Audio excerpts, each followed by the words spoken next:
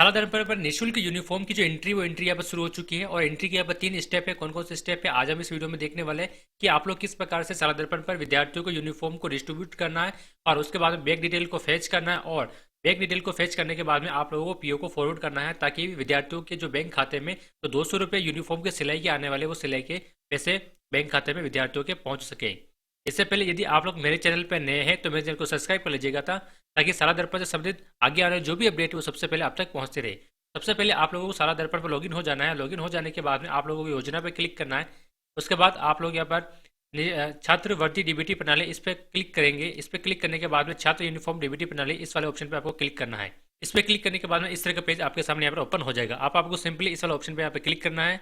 Click करने के बाद में आप लोगों को यहाँ पर यूनिफॉर्म स्टेटस दिखाई दे रहा होगा। इस पर आपको सिंपली यहाँ पे क्लिक करेंगे। क्लिक करने के बाद में देखिए यहाँ पर 3 चरण है। पहला यूनिफॉर्म की स्थिति, फिर बैंक विवरण प्राप्त करना और फिर पीओ को फॉरवर्ड करना।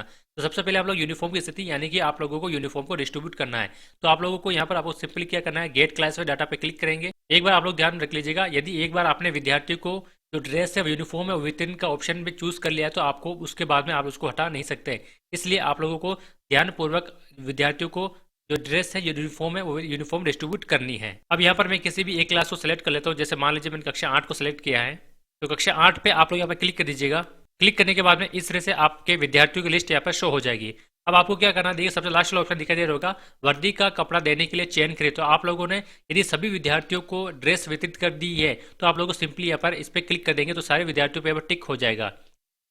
और यदि आप लोगों के ड्रेस विद्यार्थियों की अभी कम आई है तो आप लोग यहाँ से इसको हटा भी सकते हैं। जिसको नहीं मिली इसको यहाँ से हटा सकते हैं और जिसको मिल चुकी है आप लोग यहाँ पर इसको क्लिक कर सकते हैं। सभी विद्यार्थियों को ड्रेस वितरित करने के बाद में आपको अपडेट क्लॉथ स्टेटस इस वाले ऑप्शन पर क्लिक करना है और यहाँ पर ओके पे क्लिक कर दीजिएगा। तो देखिए आप लोग को यूनिफॉर्म क्लॉथ गिवन यानी सभी विद्यार्थियों को यहाँ पर यूनिफॉर्म वितरित कर दी गई है। अब देखिए अभी तक यहाँ पर 0 आ रहा था, अब यहाँ पर देखिए चॉइस आ चुका है। जो चॉइस विद्यार्थी थे और चॉइस को यूनिफॉर्म दे दी गई है।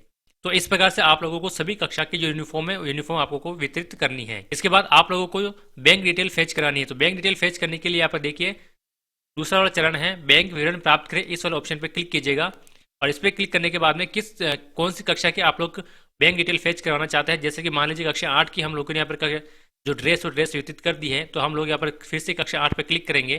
कक्षा 8 पर क्लिक करने के बाद में यहाँ पर विद्यार्थियों की लिस्ट शो हो जाती है। अब देखिए बैंक विवरण प्राप्त करने के लिए चयन कीजिए, तो फिर से वही वाला ऑप्शन है। यदि आप लोग क्या करेंगे, एक बार सभी पे यहाँ पर टिक कर दीजिएगा।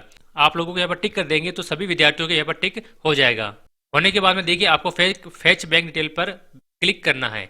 अब देखिए जिन विद्यार्थियों के जन आधार ऑथेंटिक नहीं हो चुके हैं तो उनके तो फेस डिटेल नहीं होगी। जिन विद्यार्थियों के जन आधार कार्ड प्रमाणीकरण हो चुके हैं उनके यहाँ पर बैंक डिटेल फेच कर ले। तो सबसे पहले आप लोगों अपनी जो शाला दर्पण की स्टाफ वाली जो आईडी है वहां से विद्यार्थियों को जन आधार कार्ड प्रमाणीकरण कर दीजिएगा। उसके बाद में आप लोग यहाँ पर फेस डिटेल बैंक डिटेल पर क्लिक करेंगे। तो यहाँ पर बैंक डिटेल फेच हो चुकी है। अब यहाँ पर मैं ओके कर दूंगा।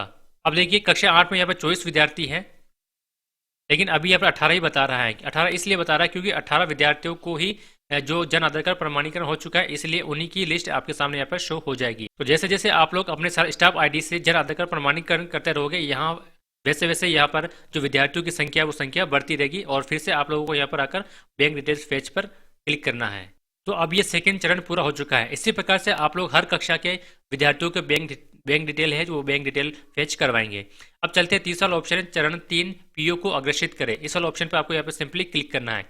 इस पर क्लिक करने के बाद में आप लोगों को यहाँ पर देखिए गेट क्लासिफाइड डाटा इस के ऑप्शन पर क्लिक कीजिएगा और इस पर क्लिक करने के बाद में क्योंकि अभी तक हम लोगों ने सिर्फ कक्षा 8 के ही विद्यार्थियों को बैंक डिटेल फेच करी, इसलिए कक्षा 8 के विद्यार्थी यहाँ पर शो हो रहे 18 यहाँ पर शो हो रहे हैं। अब आपको सिंपली कुछ नहीं करना, यहाँ पर फॉरवर्ड टू पीओ पे क्लिक करेंगे। तो जैसे ही फॉरवर्ड टू पीओ पे क्लिक करेंगे ये जो सारे डिटेल बैंक डिटेल थी विद्यार्थियों को पीओ को फॉरवर्ड हो जाएगी। अब पीओ वहाँ से बिल बनाकर आगे फॉरवर्ड कर देंगे और उसके बाद में विद्यार्थियों के खाते में जो विद्यार्थियों की जो ड्रेस की यूनिफॉर्म की जो सिलाई के पैसे हैं वो उनके अभिभावकों के खातों में, चाहे विद्यार्थी का खाता यदि जुड़ा हुआ होगा तो विद्यार्थियों के खातों में जो पैसे है वो पैसे आ जाएंगे। तो इस प्रकार से आप लोग अपनी स्कूल के जो सभी विद्यार्थियों की जो यूनिफॉर्म है यूनिफॉर्म को आप लोग डिस्ट्रीब्यूट कर सकते हैं। यदि वीडियो अच्छी लगी तो लाइक एंड शेयर कीजिएगा और यदि आप लोग मेरे चैनल पर पहली बार आए हैं तो मेरे चैनल को सब्सक्राइब कर लीजिएगा ताकि शाला दर्पण, पे मैनेजर, यूडाइस और शाला सिद्धि से संबंधित अपडेट आपको तक पहुंचते रहे।